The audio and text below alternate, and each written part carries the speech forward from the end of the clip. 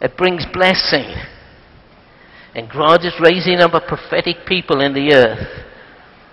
But the level of authority they receive is governed by how much they have become like Jesus.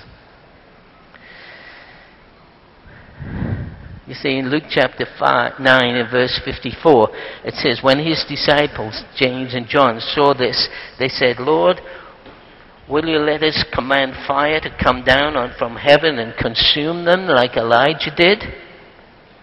And Jesus turned and rebuked them, saying, you know not what manner of spirit you are of. If we had that kind of authority, what would we do with it? I went through a period of time when I was praying for authority. And the Lord appeared to me, and he appeared to me in a dream. And he said to me, Neville, do you want authority? I said, yes, because you gave your disciples authority, and I made some really good, reasons why I wanted authority in the dream. And he said, all right, you've got it. And that was it. Well, I got up the next day, but I found an unusual thing happening to me. Every word, everything I said that came out of my mouth came to pass. And everything you say is not good, Neither is it the will of God, everything we say. And we say things without thinking. It came to pass. On the third day, I got down on my knees and I said, God, take this away from me. I cannot handle this. And he did. But I learned a lesson. How would it be if everything you said over the next 6 months came to pass? What a mess you would be in. And what a mess the people around you would be in. And what a mess your family would be in. Come on, seriously. Everything you said, it came to pass. You lost your temper and said something? Wow. Came to pass. God requires a level of love within us and a redemptive quality within us before he can trust us with power, before he can trust us with authority. Our concept of God is very, very important. How we view God. Our concept of him is extremely important. My concept of God is continually changing. And,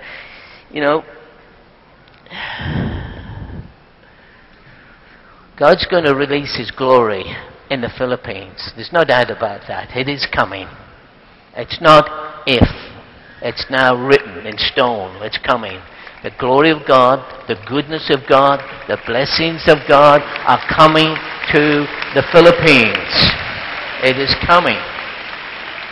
God said to me, he said, tell the people, ready or not, I am coming. And I said, okay, I'll tell them that. And so I'm telling you that. Ready or not, he is coming to the Philippines. Hallelujah. He is coming. But we've got to start catching up a bit, I was thinking about the story, of Moses.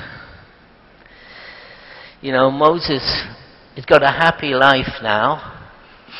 He's tending sheep, he's out of Egypt, and he's happy, he's married, he's settled down, and everything's fine, and he sees this burning bush. And God speaks to him out of the burning bush. Now, Moses' life is turned right upside down at that point. Because God said, I want you to go back to Egypt, and I want you to tell Pharaoh he is to let my people go. And Moses said, yeah, right. I'm a wanted man in Egypt. My picture's in every police station in Egypt.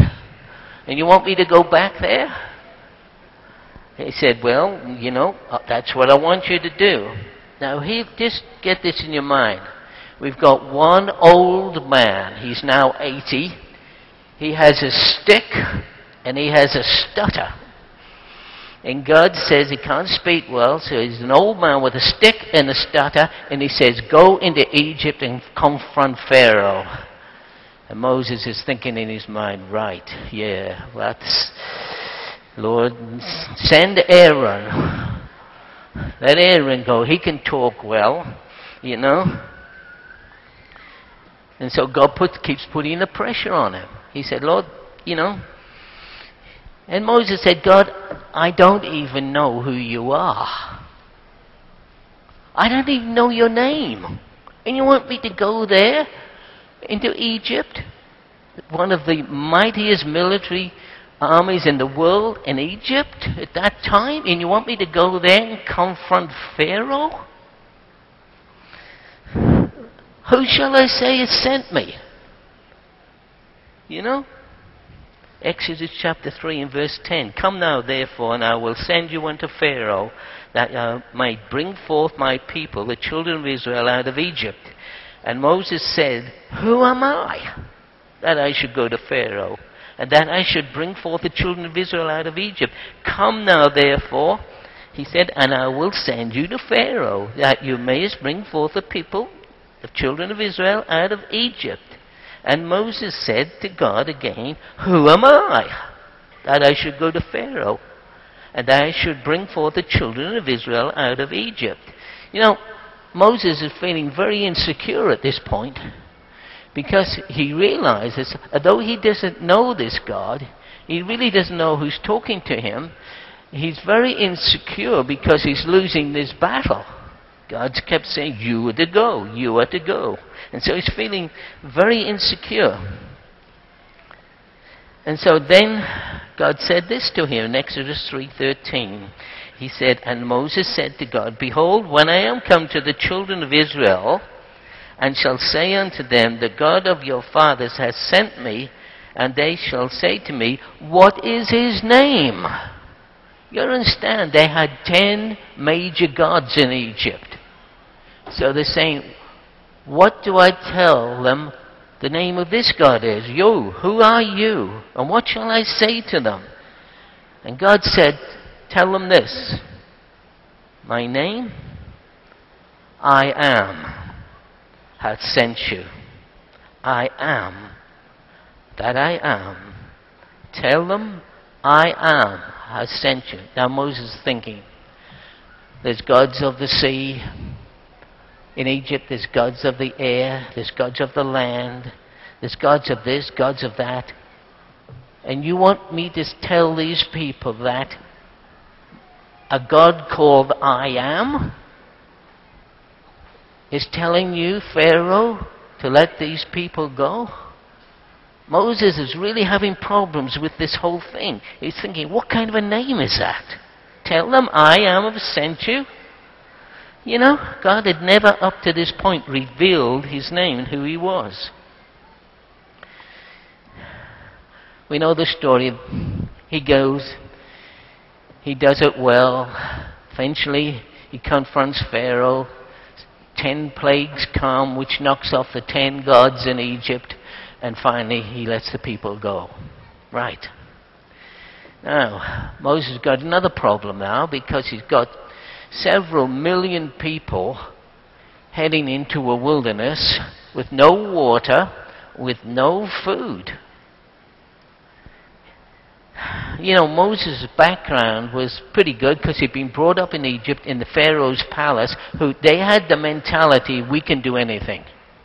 They never lost a battle. They built some of the lower pyramids. Moses was schooled in geometry and all those kind of things. He knew.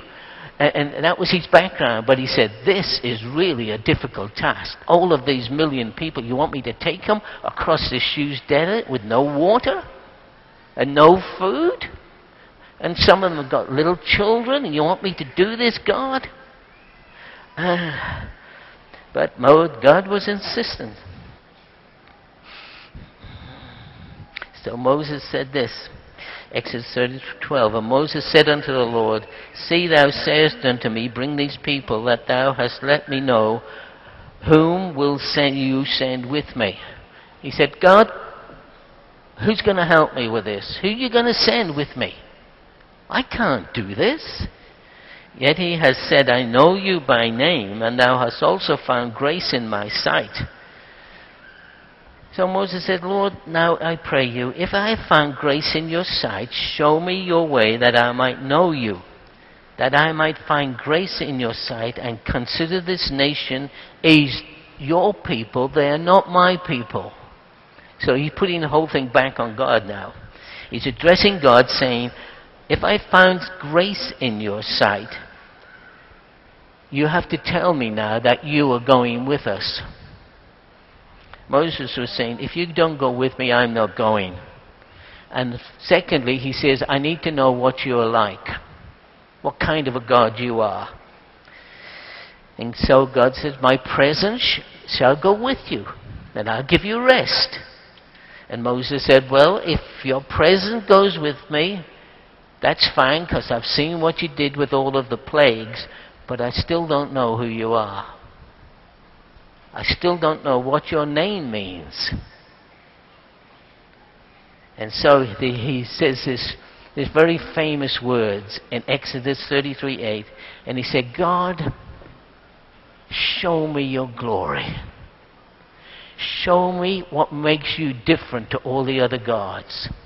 Show me what makes you so glorious of a God. I don't know what you're like. I don't know if you're an angry God. I don't know who you are. Show me what makes you so special, so glorious. And so God responds to Moses by revealing his identity. What makes God who he is? Exodus 33:19. He said, okay, Moses, I'll make all my goodness pass before you. I will proclaim my name of the Lord before you, and I will be gracious to whom I will be gracious, and I will show mercy, and whom I will show mercy. He said, you cannot see my face, but I'll put you in the cleft of this rock, and I'll show you my glory.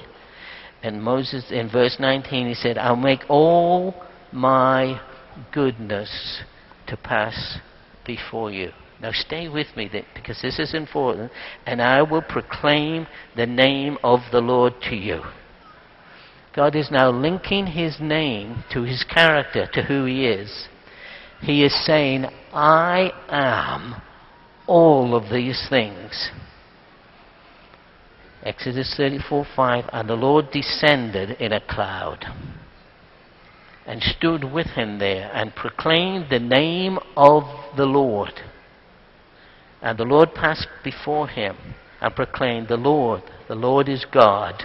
He is merciful, gracious, long-suffering, abundant in goodness and truth, keeping mercy for thousands of generations. God was saying, Moses, do you want to know who I am? I am all of these things. I am goodness, I am mercy, I am long-suffering, I am gentle, I am all of these things. Keep my mercy for thousands, forgiving iniquities and transgressions. I'm long-suffering, I'm abundant in goodness. That's who I am, and that's what my name means. I am all of these things.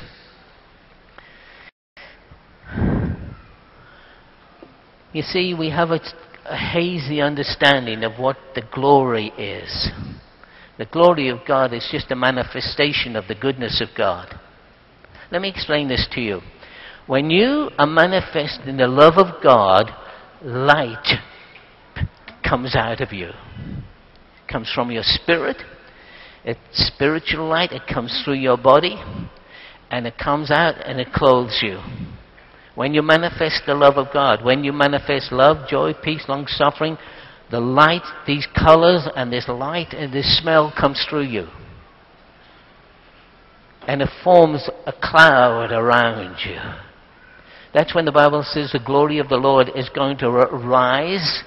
It's not going to come down on you, it's going to rise from the inside of you. Because you're manifesting the nature of God and his name is upon you. And as God said, I proclaim all of these things. The cloud is there. When we see the cloud of glory in a meeting, often I see the cloud of glory. What is that? It's a manifestation of the goodness of God in your midst. It's what He is emanating. Love, joy, peace, long-suffering, gentleness, goodness, faithfulness, all of those things.